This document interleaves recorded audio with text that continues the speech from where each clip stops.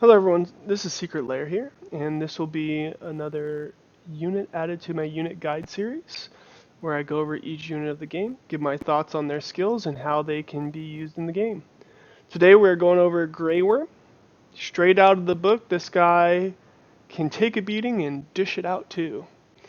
Uh, One of the survivability tanks in this game, he will outlive everyone sometimes. So let's look at his active skill. His first active skill is Reinforce. So it's Reinforce plus plus. I don't know why they added plus plus there. Repairs armor by 30% and receives 40% damage for 2.5 seconds, while active does not gain charges when receiving hits. Charges per use, 10 charges. So 10 charges, it's a little on the high end, but the skill's really good. It repairs his armor by 30%. That means he's basically self-heals himself. It's pretty nice. It's a pretty solid survivability skill. So let's go on to his passive. You have Relentless Spirit.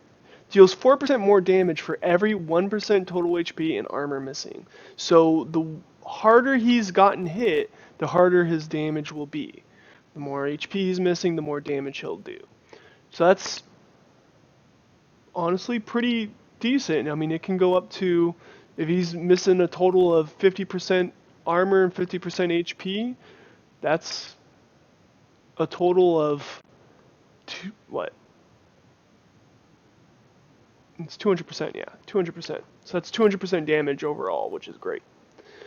And it can happen, like he loses all of his armor. That's 50% of everything, and his armor is usually way higher than his HP, so if he's missing all of his armor, he's doing a lot of damage, and then his armor will recover.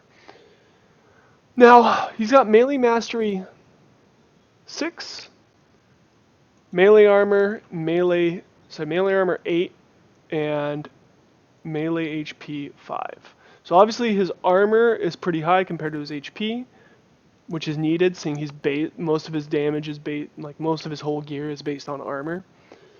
And then we got Melee Mastery 6. Melee Mastery 6 is actually really low, I believe. So I believe it's low end because in prolonged fights he can't destroy enemies as he loses armor. He can destroy enemies as he loses armor, so the low damage is to counteract his passive. If it was too high, he'd just wipe everyone off the board.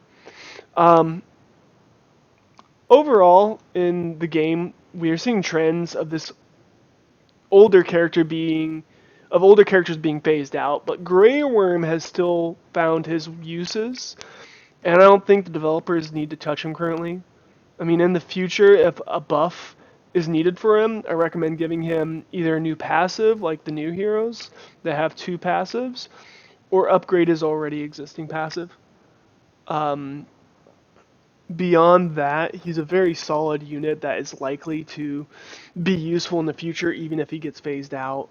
So I highly recommend getting Greyworm, as he is useful in dungeons because of his survivability and has always found use every now and then in the arena.